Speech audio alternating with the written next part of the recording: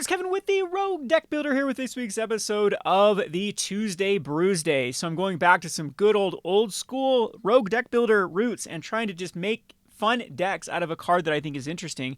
This card that I'm picking is going to be Runo Stromkirk. I apologize for not doing a top 10 list of cards I want to brew with. I think the last two sets I've missed, and maybe I'll go back and actually do some top 10 videos of the cards I like the most, like the best designed or most fun designed cards, and we'll try to brew some decks around them. Again, my goal for 2022 is going to be getting back to the brews. I've been such a negative Nancy with Magic the Gathering lately. I've forgotten what it was like, kind of the feeling to take a card that no one is even considering and trying to build a deck around it and just having fun. I forgot what it was to have fun in Magic the Gathering. I don't know where I lost the way along the way, just where I thought I needed to be ultra competitive, and it's very, very tough to brew in this environment and the kind of the new age of Magic the Gathering where they have push cards like, I think like Questing Beast, what I like to call the word salad cards, where they put too many abilities on one card and it just pushes out other cards that could compete with that card. So right now in Standard, we have problems with cards like Goldspan Dragon. It's hard to justify playing any 5-drop when that card exists. So instead of being so bitter, I think I'm just going to go back to the old school Epic Experiment days, all the world's, what I try to get, like the World Spine Worm days where I do wombo combos with that, and try to have fun with some interesting, especially interesting design cards. So Runo Stromkirk is a kind of a cool card. I don't know, like, I have a couple problems with this. Maybe I'll do it for a rant video with Runo Stromkirk.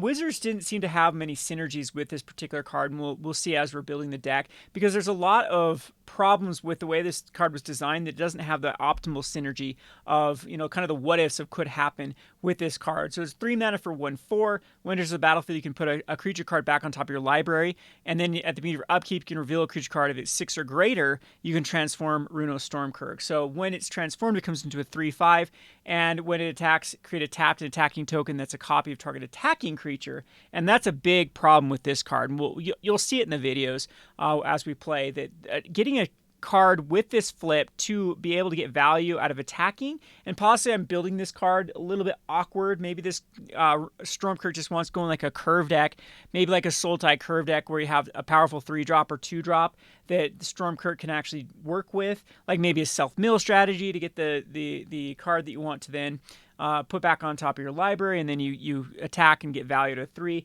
Maybe I'm looking at this the wrong way, but I'm trying to get a card that then can attack with Crothis and then copy it. And there really isn't a lot of cards with haste right now in that 6 or greater slot, which is well, there's a problem. A lot of them are legendary. So if we actually go over here and look at the options that we have for cards, and we go over to converted mana cost 6 or 7, and for Standard, and we click on this haste, you can see legendary, legendary, legendary, legendary. So a lot of the options we have, like Inferno of the Star Mounts would be great. That'd be a pretty good value creature to copy. Or something like Velomachos, I guess it already has his attack trigger when it comes into play. There aren't a lot of ETB cards with converted mana cost 6 or greater that have a lot of synergy with Runo. And especially there isn't any haste cards that work with it. So our best one is Doomskar Titan. That is a good one. And then you also have the Demon that enters the battlefield. But the problem with the Demon is it doesn't have haste. So that's kind of the issue with, like, I guess you could go the Werewolf that can give a creature haste when it comes into play. Or you can find some other ways to try to give your creatures haste. And then that could have some synergy with Runo. But right now, just as is, cards that you can put on top of your library, cast, attack, and copy, that's really your only option. It's pretty rough. And again, you could look at like 4-drops with haste, you could look at 5-drops with haste, and maybe I'm just looking at this card wrong and wanting to curve. Looking at a strong curve would be a better way to go. And again, Sultai has a lot better options for this, especially the enter the battlefield effects. And blue and black does have some other ways to have this sort of effect, but when I look at a card, you want to make it as synergistic possible. So that's the kind of the qualities you want in a card is converted mana cost 6 or greater and haste, or a very strong ETB effect. And unfortunately, we don't really have those in Standard. So this is also a very difficult card to make it work. There are a lot of ifs that you have to have. First of all, you have to have a card in your graveyard that convert mana cost 6 or greater. Then it has to be able to survive an attack and it's a very hostile card right now to actually make work. But it is fun though when you do get it to work. However, there's another card that this deck turned into, and this is really Olivia, Crimson Bride. And this card's actually quite powerful. But again, there are some lack of synergies or lack of reanimation targets that are actually worthwhile right now in Standard. I think one of the better ones is Hullbreaker Horror. That's another thing with Stromkirk. There aren't a lot of Leviathans, Octopus, or Serpents that are worthwhile to copy with Crothis, so you could actually get 2 of those. You could go into like Changelings. You're back into Sultai with the Changeling, and I guess Blue has with the Changeling effects. Those would be kind of cool because then you can get double those tokens. Maybe that's something we'll have to look at with this card to see if that's just better going that kind of curve, and you just self-mill strategy. All you want the 6 or greater is to flip Crothis, and then then you can go on your merry way and just start getting some value out of double copying like Leviathans, Octopus, or Kraken. So that will be a brew for another day, but I did really want to look at sort of a reanimation strategy, and the best way you could do it with the Runo Stromkirk.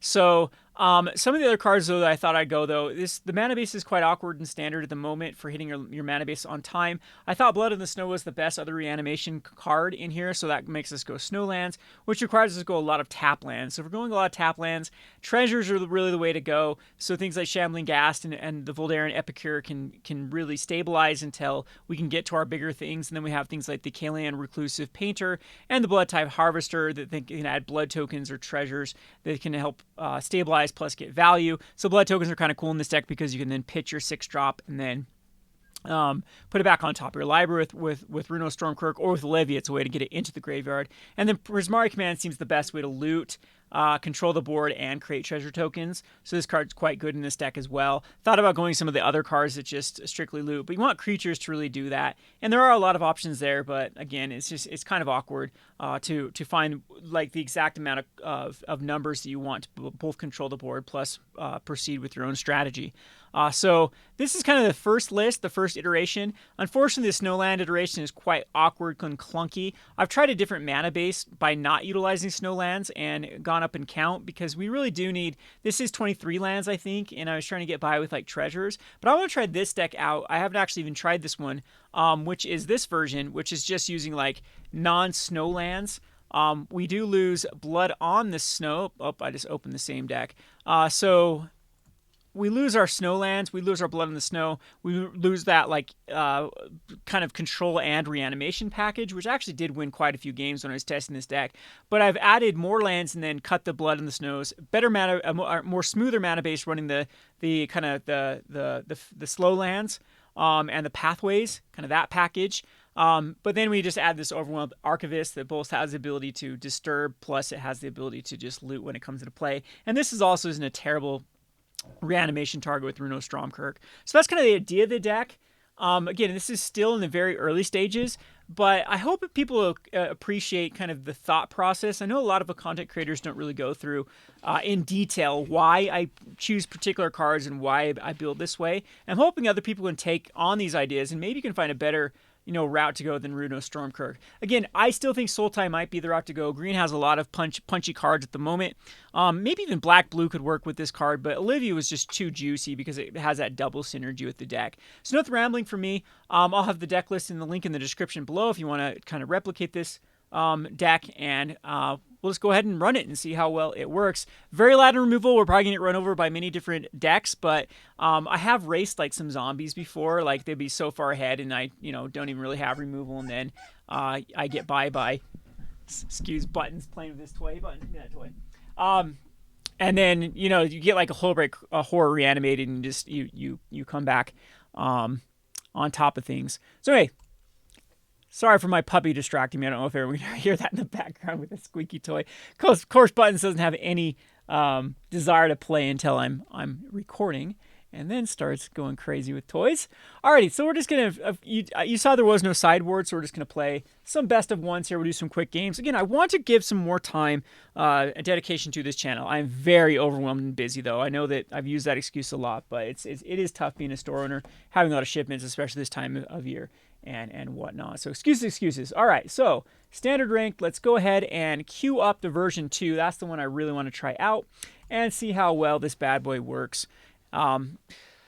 Again, spoiler alert, I don't think it's going to work that well. That's not really the goal for this. We want some kind of juicy gameplay here. The meta is very, very hostile. On one end of the spectrum, you have this extreme aggro, just, throw out threats that has to be able to combat the amount of removal that's in the format. And then on the other side, you do have these extreme end of control that just wants to control, and then take every turn possible. I think this is capable on the play. We have the chance of actually drawing a card. We have 2 Doomskar Titans in here that can just be looted, and that does give us our 3rd land, so this is a pretty good Epicure play here. Creates a blood token next turn. We can go like the Harvester. Actually, we can't go a Harvester, so I think the next play is just probably go Shipwreck Marsh and then another Epicure, and then we're in good shape. So I've been impressed with this card too. Siphon Insight. So Siphon Insight's not the greatest card for me against me.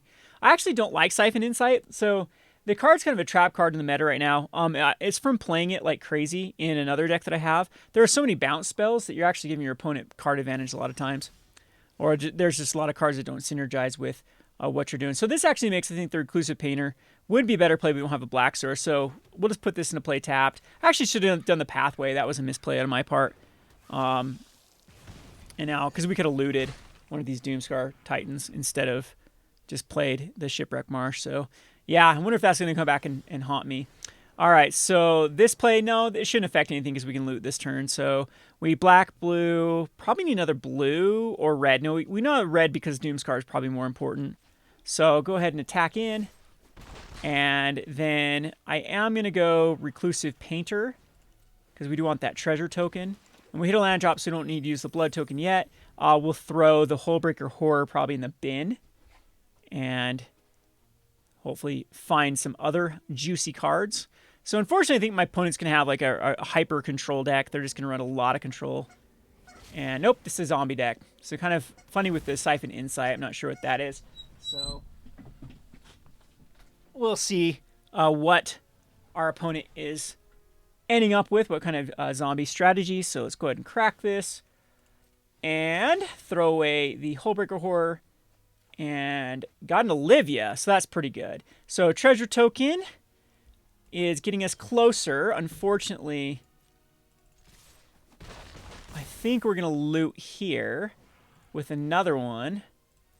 Get rid of one of these Doomskar Titans. Try to hit another land drop. We hit the land drop, that's beautiful. And so we'll actually double. We'll throw out a Shambling Ghast. We do not want to pay with the treasure. I hate how they override that in the same slot. It always gets me. And we'll do a Bloodtithe Harvester. And so now, if this Shambling Ghast dies, so if our opponent does board wipe like a Meat Hook Massacre, we have Olivia hitting with a Hullbreaker Horror or a Doomskar Titan. So it's just going to be a Jadar. So that's not the greatest card against us. And it does put in double non-tokens. Okay, so Necro Duality does not work with tokens. So it only puts out the one. Yeah. And the port, that kind of sucks. So we're close to actually getting the combo off. We're just going to attack with everything. I don't think we need to worry about because we're actually like close to lethal just from aggro.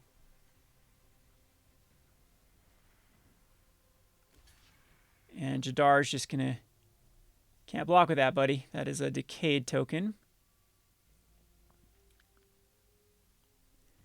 Yeah, close to lethal if it wasn't a port. And the port, I didn't know if I explained this in the deck tech. There's only 2 of them in there because you don't really want a lot of tap lands. So that's kind of a Phil's Badman scenario here. So we either loot the Doomskar, but I think I'd rather just try to cast a Doomskar with Foretell. So I'm just going to go ahead and Foretell it and just pass the turn. And unfortunately, Necroduality can do a lot of crazy things, but Olivia could just get... So, Deadly Dispute. Ugh. So, I think we're going to have a hard time pushing through this Necroduality with 6 mana available.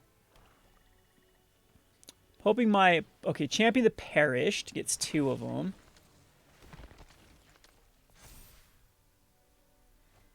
And a Shambling Ghast also gets 2 of them and gets the champions up like crazy.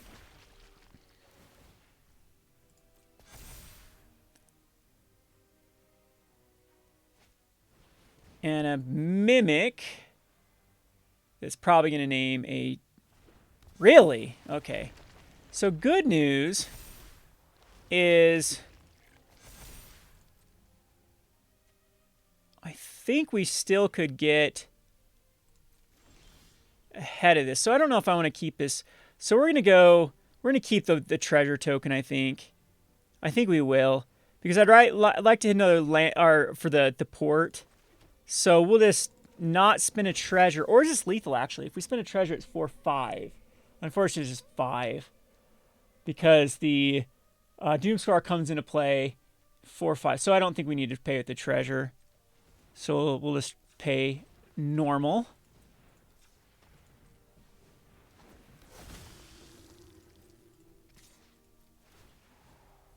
And, oh man. Hullbreaker like kills a bunch of my stuff. So does Doomskar. And then we lose it. So I'm almost thinking the Voldaren Epicure is better. Because it puts another damage, and then we can loot that one as well.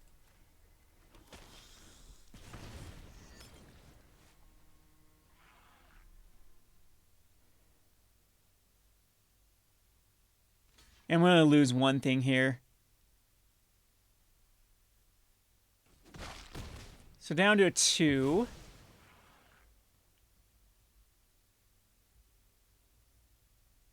He's going to kill another Epicure for me. So I have 2 blood tokens. Double that is... I can't kill anything here. We'd have some blockers for those champions. We have double blockers here. But we should have lethal next turn. And I'm not sure... Yeah, Olivia is not going to be an issue. There's nothing in my opponent's graveyard. It gives a blocker. And I actually can kill with a Bloodtithe Harvester. So it's not... Yeah, it's actually not a problem. So I think we have lethal next turn.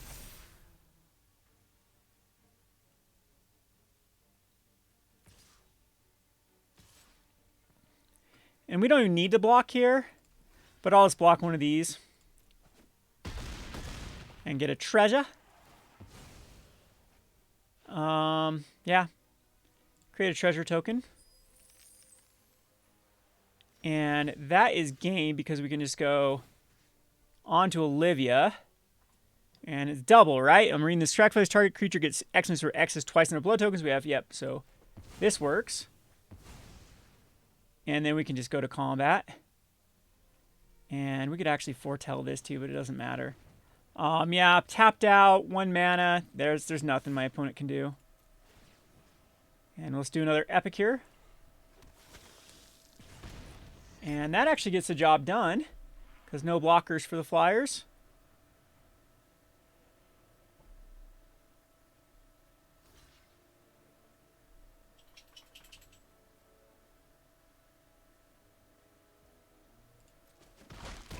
And there we go. So game 1 goes to the good guys.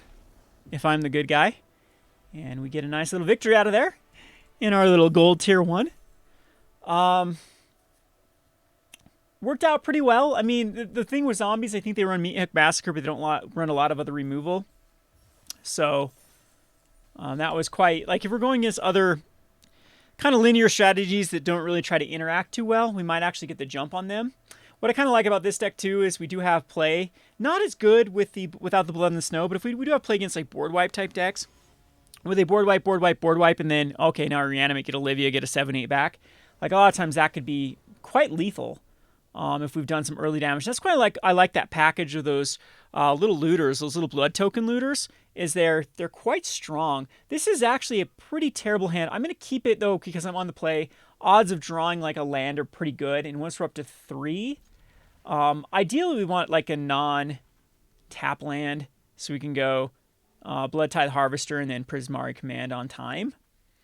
And if not, though, we might be in a bit of a pickle. But we got everything we really want. That it was not what we wanted. So we go the Haunted Ridge. And unfortunately, this could spell disaster for us if we can't find that. Oof. Not what I want to see. Ugh. Definitely not what I want to see. So 2 of these drops, and we're going to be too slow now for the Prismari Command to deal with this Dragon's Guard Elite. So another thing that's on my radar is building a deck like this. I think there's some good options right now for a blue and a green kind of tempo strategy. There's the 2/1 flyer whenever you target it with a spell you draw a card, which I think is quite strong. And then, of course, the Dragon's Guard Elite is quite strong. And there's a few other that have this sort of ability that you get value out of targeting it. So another onto my to-do list. That's probably one of my other favorite cards that was printed out of this set, was that 2/1 flyer. Whenever you target it, draw a card. Pretty solid. I believe it's a 2-drop. 2 is a 3-drop. No, it's a 2-drop. I'll have to look at it. So there we go. That's not too bad. So now we actually have some options. I think I would rather go Prismari Command. And so what do we need? We have black, black, red. So we need another blue. It's for double blue. And then we'll just pass the turn. We have a couple of options here. Our opponent could cast like a 3-drop. We can kill Prismari Command, make a treasure in response to the triggers.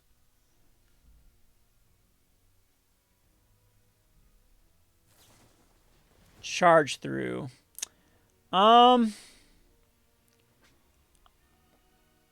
Unfortunately, I don't think I can... Yeah, I don't think I can try to Prismari Command it. So Prismari Command, our only hope here is to really get up to like Hullbreaker Horror.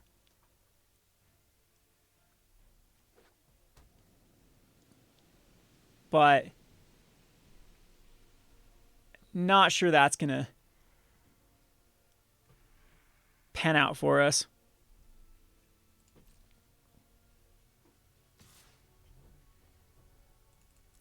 A lot of times these decks are very, very tough when they get their, especially on the draw. If they can, resolve like a Delver Secrets or a Dragon's Guard Elite and then just tempo the board out. I have a feeling this is going to get countered as well. So double target me. And unfortunately, I think it probably will bite the dust to a counterspell. And unfortunately, we have too many of these Olivia type cards. But there's like a better card than Hullbreaker that gets immediate. Oh wow! Or we can just whiff completely on lands. That's also a major feel bad scenario.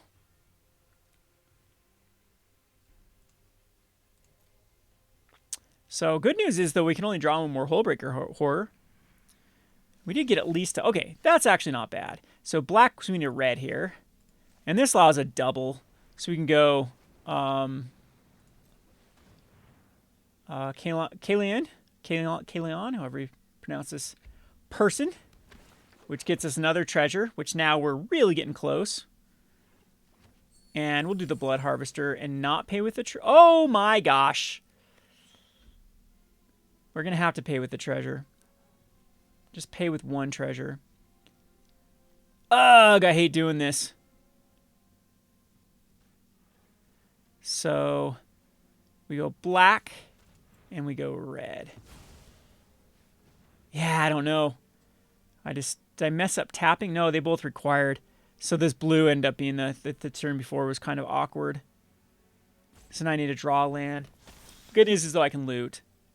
And to try to draw land, we have like I don't know if I want Olivia here or what I want. And this 4th is kind of good because I can block the Dragon's Guard Elite. And opponent has to get it up a little bit higher. We'll see, though. I mean, my opponent's got a clutch full of cards.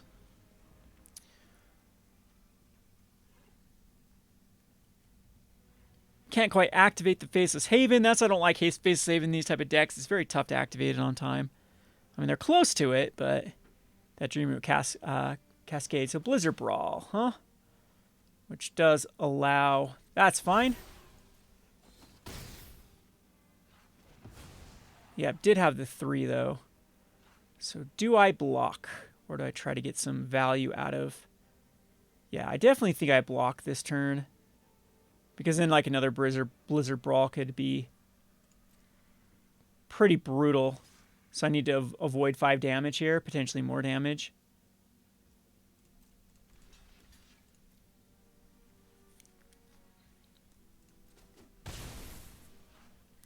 And then we need to loot. Fortunately, I think my opponent has some counter magic up. Maybe this time.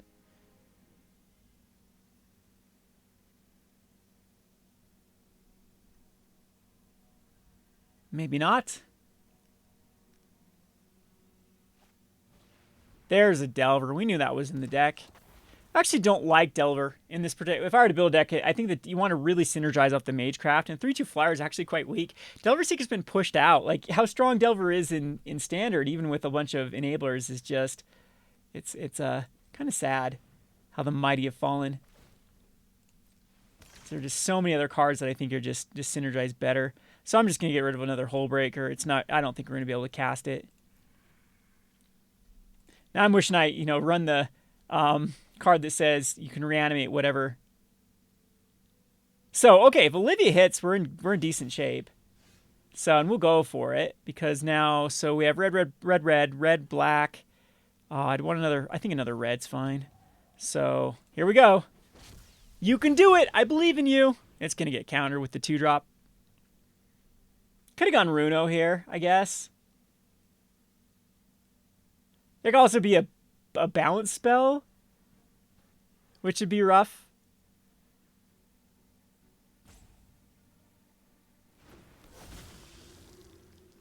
Yeah, here comes a bounce, a Fading Hope.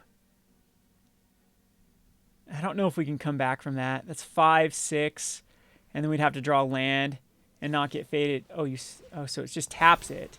Okay, so tapping it's not the worst thing in the world. It is the worst thing in the world if this Delver flips. Okay, because like land flip would be 8, potentially more. So I'm still taking 9, 10. I can take 10 with the activation of the Faceless Haven. We can get a blocker next turn with Runo. And he's going to fight it. That's not the worst thing because we do have the other Olivia. However, we have like, they're all tapped. So I'll take 7 and then 8. Or 7 and then Faceless Haven. So, yeah, I'm not sure. Not sure that's going to pan out for us. So these decks are glass cannon strategies as well. Like without the Dragon's Guard Elite, it has to come out. What I've had an issue with these sort of decks is if it doesn't come out on turn number 2, and you're left kind of dirtling, or what ends up happening is you have too many creatures and not enough spells. Like there's a lot of options that just don't really work. Okay, so if I go for it again, I just die. So do I go Runo? And we got a blocker? No, I'm just dead. There's nothing I can do here. So, because this would have Olivia come out. We go here, put a card on top, wouldn't do anything, because we'd always be playing from behind, because our opponent has 8 damage, so there's nothing I can do here. So I'm just going to scoop it up. So, kind of the problem without running removal. Of course, I think if Olivia would have been able to attack there, we could have got definitely some value without the Hullbreaker, and then we can start bouncing things. All right, let's play another one and not get tempoed out. Let's go ahead and not have all our 6 drops in our opening hand. That's always nice. And maybe we'll play a game of the Blood and the Snow, and I want to see if we can get Runo to work. Again, the 3/3 splits with legendaries is what I like. I don't really like playing a clutch full of legendaries because you often, I guess you loot them away. But I think with our deck, just finding the 1 is where we want to be. We don't want to find like multiple copies of it. I'm also disappointed with Runo that when it flips, it no longer becomes a legendary vampire. It turns into just a Kraken Horror. And that's actually messed up some games with Olivia. So unfortunately, we're in the draw again. Do we get a play ever? Do we ever get a... Or did we... Are we... Nope, we're in the draw again. So unfortunately, we have a lot of tap lands that are going to come into play. Well, at least we have the Voldaren Epicure that can loot one of these Titans the next turn. Hey, another one. Actually, that's actually good now because... yeah, now we're all right. So this is a Blood on the Snow deck, I'm pretty sure, like a Cleric strategy is what I've mainly seen with these snow-covered plains and swamps. Good news is, though, I think how Arena like reads decks is I'm not playing a lot of tier cards, so I'm not going against like ultra tier decks at the moment, so that's kind of fun. So now we have our 3-drop. Let's go ahead and attack in. And we will get Runo out. And we can actually, on untap, upkeep, we can actually throw away one of these Doomskar Titans. Okay, he's going to Soul Shatter. That's fine. So maybe I should have held up like Prismari Command instead. Ooh, it's an Edgar deck. Okay. So, we definitely need to find some gas here. So I think that the best thing is just to Shambling Ghast, which is kind of like gas. And, well, Prismari Command to loot these 2 Titans and create a treasure token. I'd assume would be the best strategy. And let's go ahead and Shambling Ghast. This also gives us another treasure, which we can utilize the mana.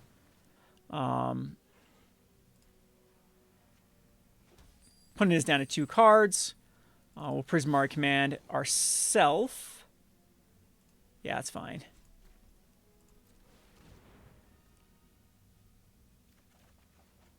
And Doomskar still, I think. So I had Deadly Dispute in this deck too to try to draw cards, and then ended up cutting it. We have plenty of mana. 1, 2, 3. Yeah, I think we'll actually use a blood token right here too. Because we'll have treasures off of these guys too. And maybe I'll kick myself if I like draw an Olivia here. Okay. Ugh. Blood Harvester times 2.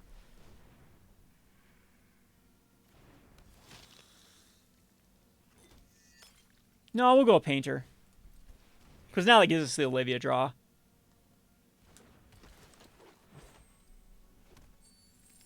And we'll pass it up.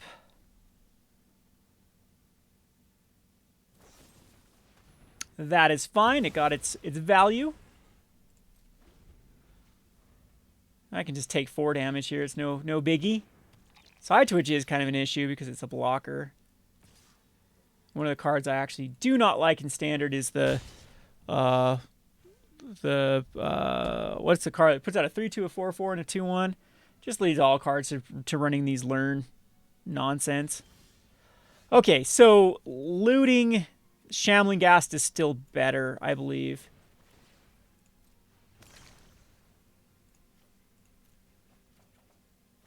Yeah, and we'll throw that guy out.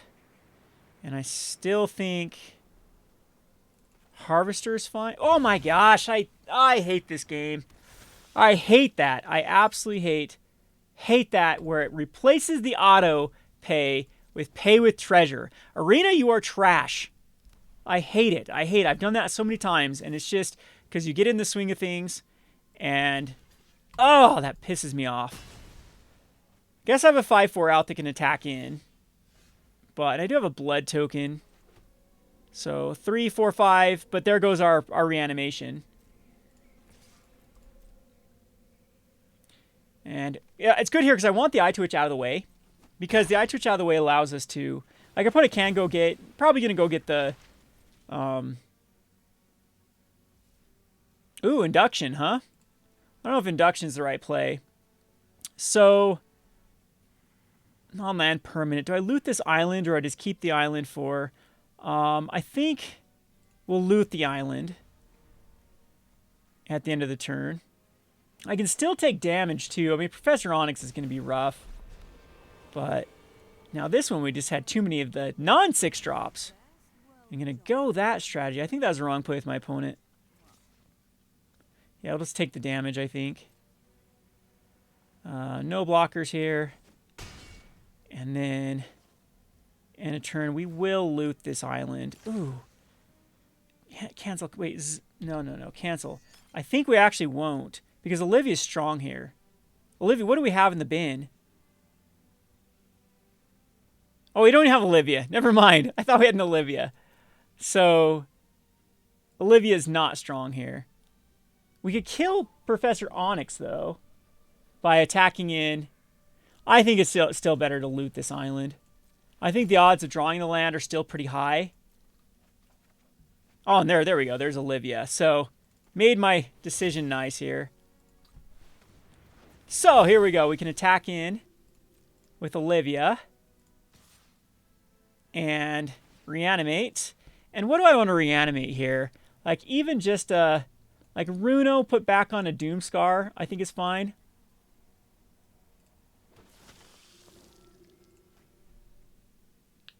And we'll see what we can do here. So now we are in great position. I'll actually play this because that allows like another reanimation. I know that Introduction Annihilation is going to exile something. Our opponent has to decide which one. Get to draw a card. Oh, I draw the card. Womp womp. That's so stupid.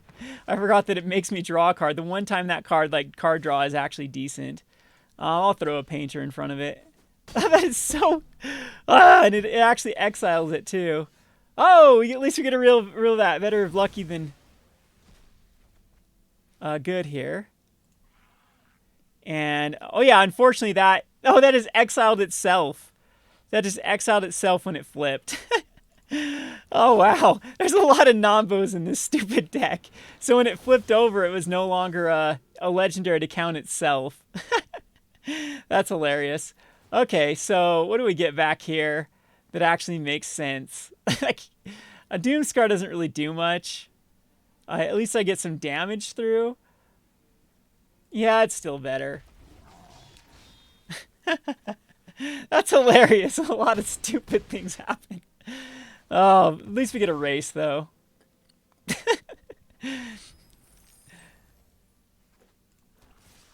So that's kind of cool that it's able to keep itself alive. I didn't even think about that with Olivia by bringing back, like, legendaries. So maybe I should put some other 6-drops in there just because that is kind of a cool little feature.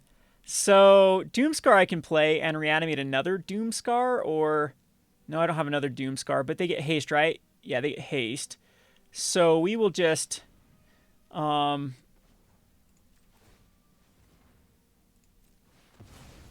back something. Oh, there we go. Another Doomskar.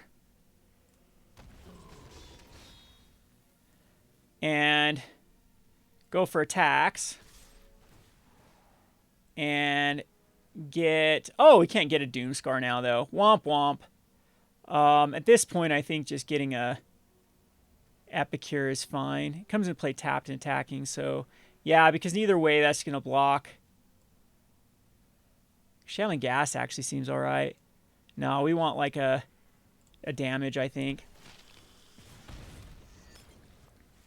Oh, actually not. Was that lethal if I wouldn't have done that? Not quite. Yeah, because that wasn't tapped and attacking. So it's going to kill the Epicure, I'm assuming. But now this gives us a loot. And I might actually loot the Doomskar. No, because it has haste. So let's see if our opponent has like a blood on the snow. Okay, we actually won that through the misplays and through just the awkward interactions. But that's interesting though that I didn't even read that as long as you control a legendary vampire. So I wonder if those other legendary vampires are just like cool enough to bring in as a one of because they just synergize with Liliana.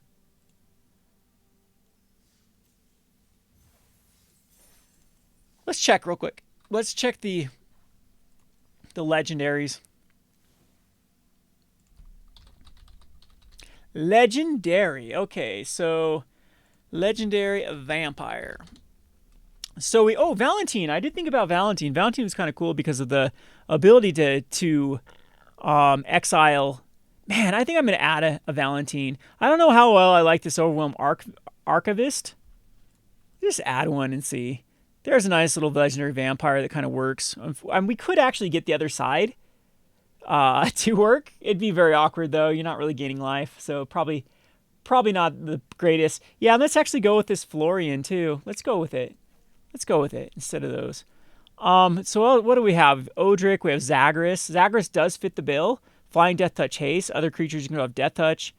The problem is, this is another one of my rants. Look at all the vampire. Vampire what? It made all the guests just vampires. They don't, not like vampire any other. Vampire. So Wizards got away with this. They used to put like a lot of creature types to them, or classes, I guess you'd say.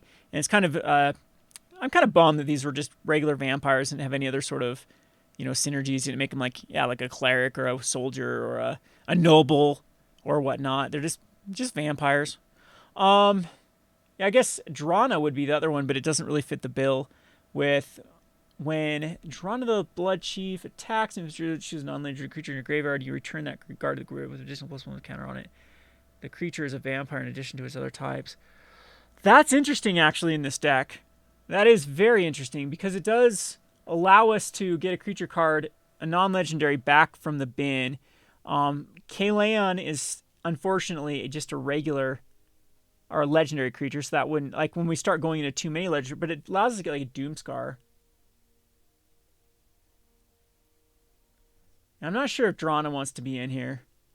And Henrika. So Henrika, each player sacks a creature at the beginning of combat on your turn. Unfortunately, you missed the combat trigger with Henrika. And then draw a card, lose a card, life. I don't really like this sucker, but I think Drana or Zagreus might just be worthwhile to put in here. And I'm going to cut just a 1 of Hullbreaker Horror. We're going to try this Zagreus. And, I mean, it still does cost a lot, and it's still not the best reanimation target. But Olivia getting it back, it doesn't die when Olivia gets destroyed. And I wonder if Death Touch, it does have haste too, but I can't copy it. That's kind of the issue. And so I don't know. Maybe Hullbreaker we want to stay as the best card to reanimate. It's the Kraken. It has the synergy as well. Again, there isn't a lot of Kraken.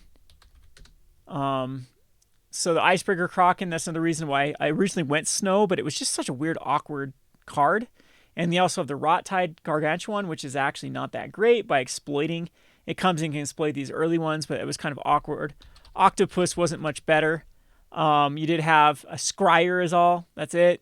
And what was the other one that it said with Leviathan? Leviathan was the other.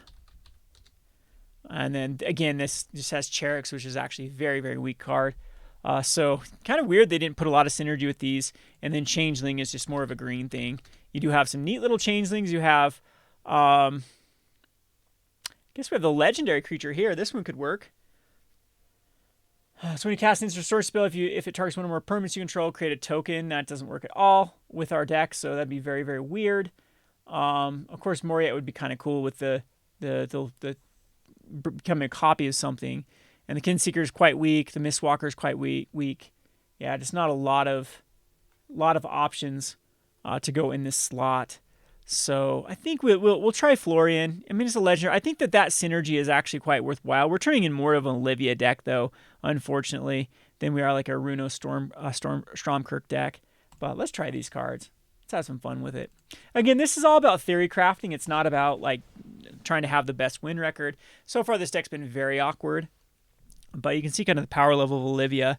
I do like Olivia and like a top curve. 3/4 haste with reanimate. It almost feels like Winota. Not quite as busted as Winota, but like a fixed Winota.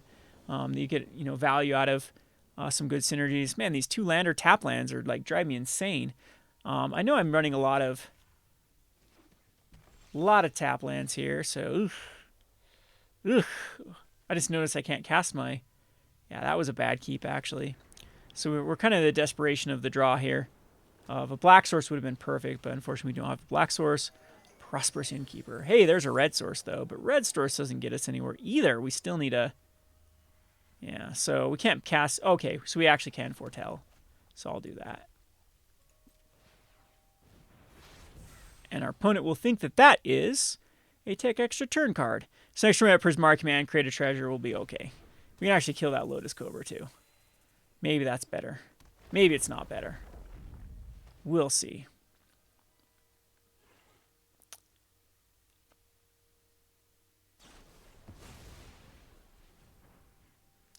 Okay, our opponent's just going to go nuts here. So it gets 2 basic lands.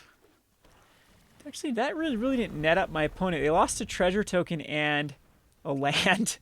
So it didn't really do much here for black. Yeah, and killed a Lotus. Okay, interesting play by my opponent. Okay, that's also interesting. I think we just Prismari Command here and see what our opponent does. We can loot 2 cards. Unfortunately, we don't have like good loot targets either. Scoots wrong. Okay, we want to kill that sucker. So, cool. Allows us to actually react to the trigger. So Prospering Keeper actually. So a lot of times when you cast a card you can't react to, then being able to play a land. So this does allow us to. So I think that we want to loot. So perfect. So we don't need this dude, and we don't need a Shambling Ghast. Those are 2 weak cards. And unfortunately, we can't Runo because I foretold the Doomskar Titan, which probably ends up being a mistake because that was my target for the Runo Stromkirk. But I'm a bad player, so you live and you learn. So I think that like putting out loot cards here is probably better than going Runo and just trying to hopefully hit something off the top. Yeah, that's probably better. So let's go boom, and then boom, and we can actually cast both of them. And then boom. And then we can loot a land, which is going to be this Riverglide. So we're in okay shape.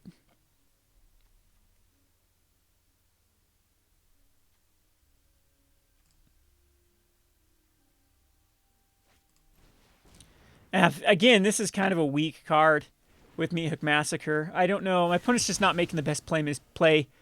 Like the Rolling Regrowth, I don't think was like optimal for that turn. Like you can actually see the next turn what could have gone on with a Lotus Cobra playing land. Scoot Swarm, Rolling Regrowth would have been really good. And this is just suboptimal. My opponent's kind of starting to run out of cards. And I can actually just Doomskar. Oh, beautiful. Unfortunately, I don't have a... So we can loot, put this back on top. Yep, that's better.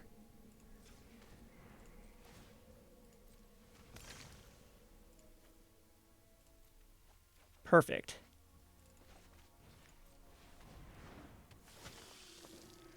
So Olivia goes back on top. Opponent's got to kill Runo. 4 cards in hand.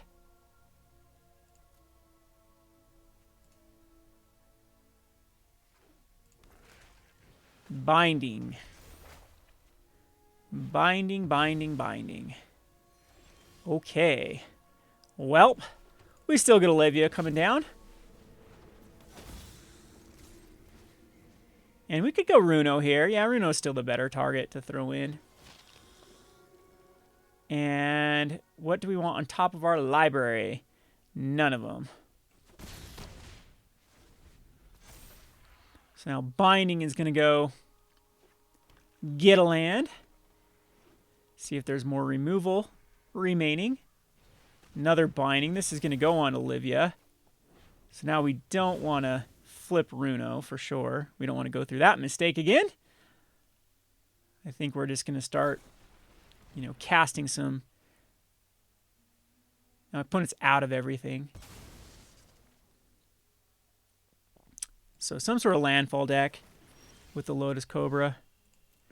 Decline. This can actually allow us to loot. 1, 2, 3, 4, 5. We could Doomskar, though. I think we just hard cast a Doomskar. So there's no point not to. We're a land away from this. So, whoops, wrong. Yeah, that Doomskar. We just want to hard cast it.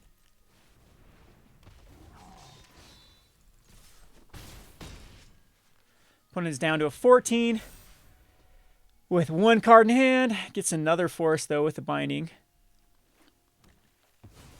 But they are at the mercy of top decks. And it is not a top deck they're looking for. I mean, this can be a good card next turn. But we have another Doomskar coming out. Is that lethal, actually? My opponent's going to have to block with the... Okay, now it's lethal. I believe it's lethal now because my opponent attacks because we're going to have 5, 5, and 2. No, not quite lethal. Not quite lethal. But our opponent will be down. Decline that. Wait, is there anything in my graveyard that actually is better? No. Okay. Good old Doomskar Titan.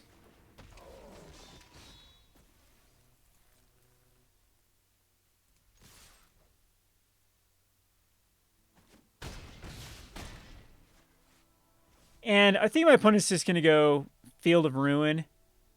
So it doesn't really matter to play this to keep a... We'll play it and make him Field of Ruin.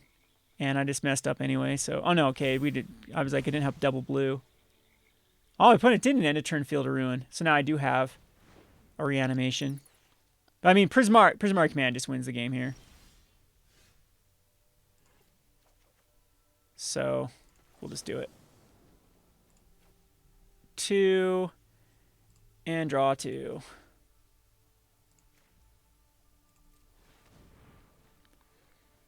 And the shock will finish off. I mean, I think animate, block. Yeah, we pretty much had this anyway. All right, so opponent did get land flooded there. And probably burn that Meat Hook Massacre way too quick. We'll try one more game and see how it works. Crazy though. I think there is something too of not playing more tier cards. So I'm not going up any tier decks so far.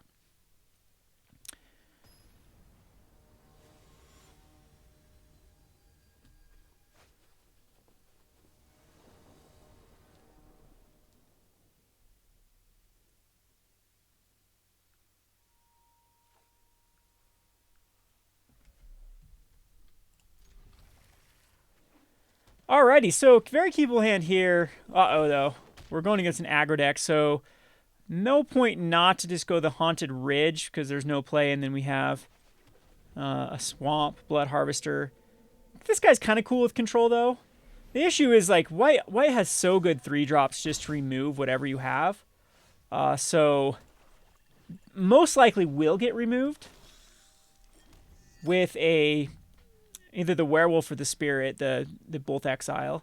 The good news is okay, that's the bad news is opponent has a Portable Hole. Okay, Portable Hole was the worst case scenario.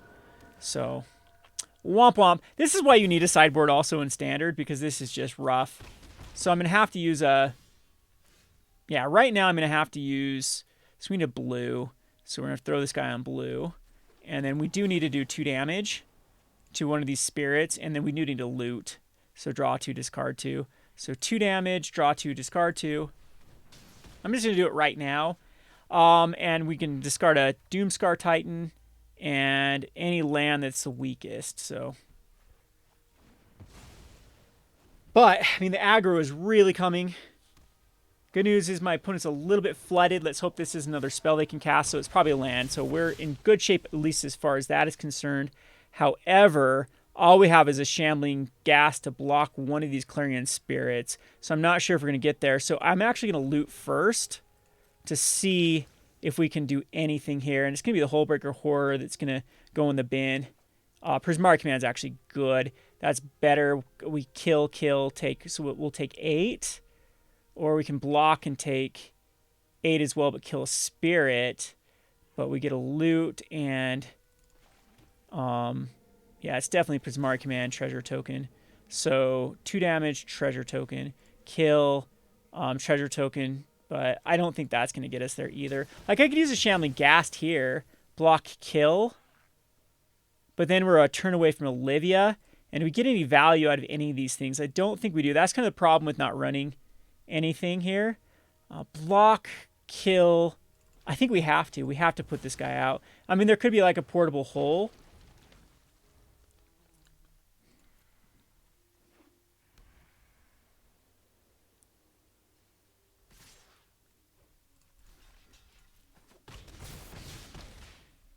Okay.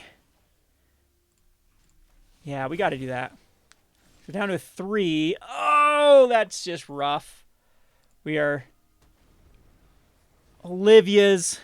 are not going to do it. Unfortunately, they put him tapped into attacking. And that's going to be enough anyway. So fast little thing. Like, you'll find so many of these decks, and they just fold the Meathook Massacres. I guess that's where, like, the Faceless Havens come into play. A lot of them are playing those in other lands, but yeah, so many of these mono white just, you know, flood the board decks. So that's why you probably should be playing best of threes in this. If there ever was a standard, like, it's funny because we came from the standard before, there was just such a best of one. Like, sideboards didn't even matter.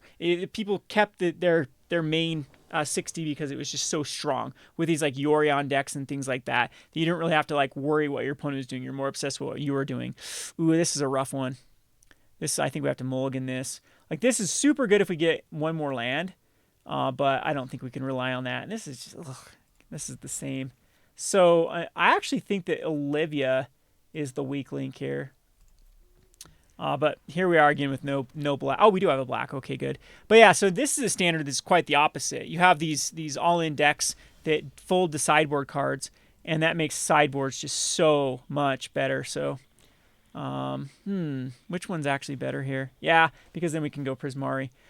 So something like that mono white deck, like where you get a card where Meathook Massacres, you bring in 4 Meathook Massacres, is very, very tough for your opponents to combat that.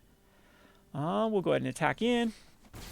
And I think I'll just leave up Prismari Command. Nope, we do not have the mana for it. We do. But I'll just not pay with a treasure token.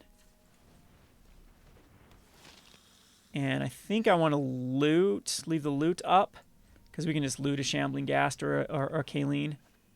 And again, this can be another Blood on the Snow deck.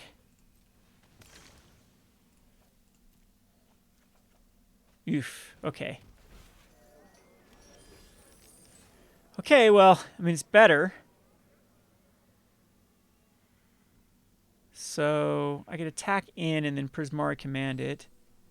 But then I'm out. How well is this Skullport Merchant? Another card I did think about putting in the deck. Oh, the Skullport. So, I think we're just going to throw out a Shambling Ghast. And I'm going to draw 2, discard 2 with the treasure token. It's going to be another grindy one. We're going to have to get some value back with the Olivias. A Spider Queen.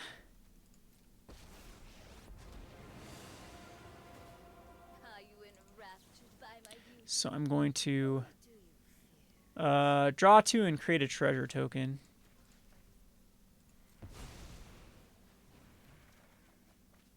Perfect. And I will keep the Olivia.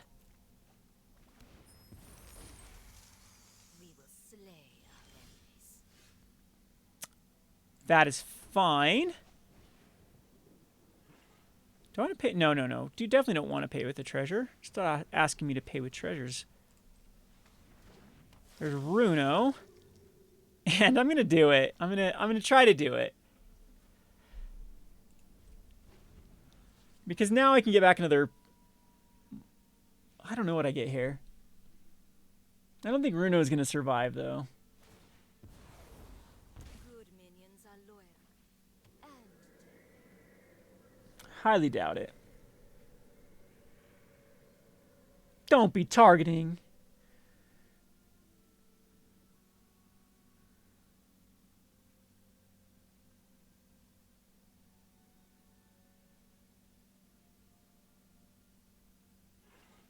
Just let it happen. Hey, so far so good. Another Skullport Merchant.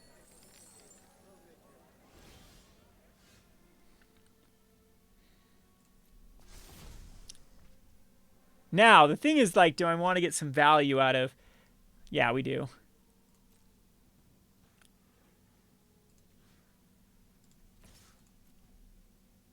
Oh, I need to attack with another card. I am a terrible player. I am a terrible player. I needed to attack with another, like, Shambling Ghast. I think see, again, that's another problem with it. It's like, oh, you get a copy of a card. No, you don't. It needs to be attacking. And so now I'm in bad shape. With my opponent having a billion cards. And this is also going to be a Meat Hook Massacre / Blood. It's going to be a Blood on the Snow deck. Which is most likely going to come out. Which actually isn't the worst case scenario. Like a Blood on the Snow here. As then we have ample targets in the graveyard for the Olivia to bring back. So yeah, I messed up here. Because we could at least got like a yeah, it'd be, I would say a Bloodtithe Harvester would have been the right card, because it would have given us a loot, and then that would put it in the graveyard.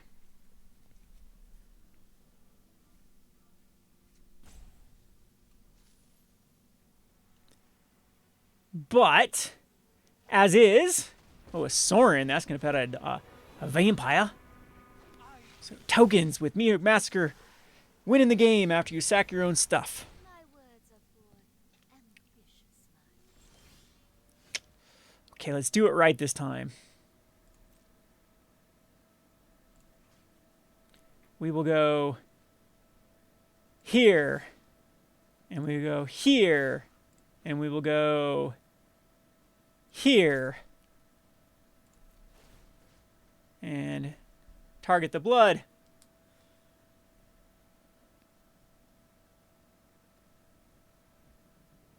Which will also go for Sorin, I think. Yeah, we'll go here. We can actually do a Florian and the Hullbreacher. Actually, should have gone in the face so I could have got some card advantage. Maybe my opponent wouldn't have blocked.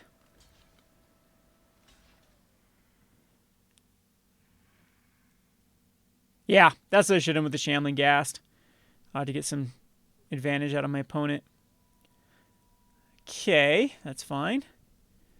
And kapow, kapow, kapow, kapow. Opponent does get some loyalty counters. And then let's go ahead and loot. Maybe looting can give me some more information. Land drop, of course, would be great. Prismari Command is actually very interesting. We can kill Sorin.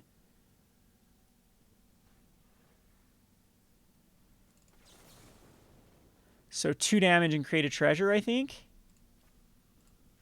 So 2 damage, create a treasure. There goes Sorin. And we have Olivia. That can come down. Gosh, this deck probably just wants a Goldspan Dragon in it, let's be honest. Actually, Goldspan Dragon has some good synergy with Crothis. Which is kind of sad. I don't want to be, just playing Goldspan, but man, the amount of mana you get from Goldspan with the treasures could allow you to really go through your deck. So, we're going to go for it. See if our opponent has removal.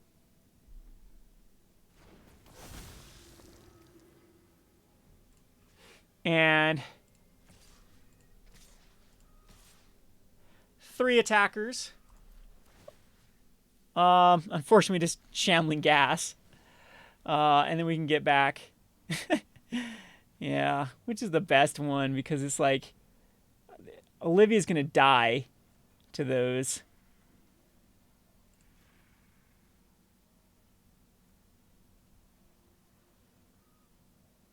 And we don't have another vampire we can put out.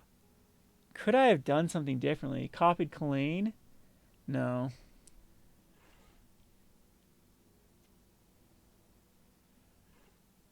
Yeah, so Hullbreaker's not going to do much here, unfortunately.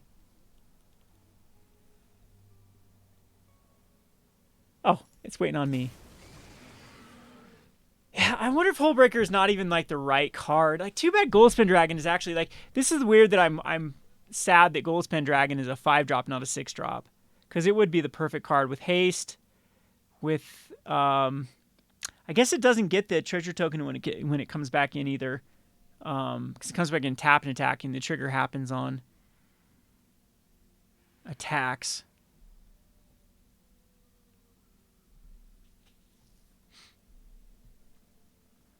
But again, the other thing you'd mess around is the werewolf, the beginning combat gives something haste, because then you could drop the card down and then give it haste. And then you've got the... Oh, still waiting on me. Sorry, opponent. Thought I was waiting on you for blocks. Okay, you didn't need to do that. At least we get some value out of the Vanishing Verse, because my opponent didn't read Olivia.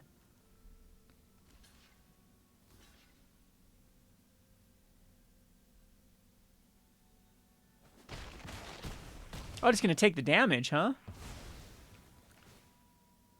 So...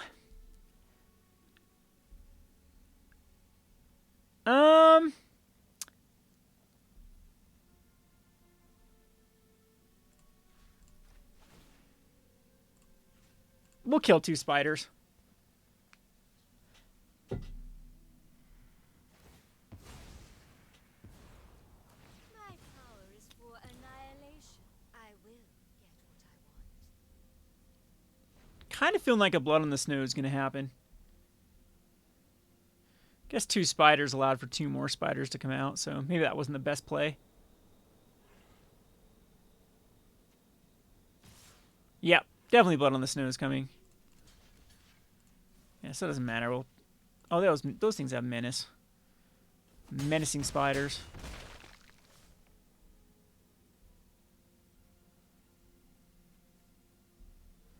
Gets a sack and a Blood on the Snow, huh? Yep.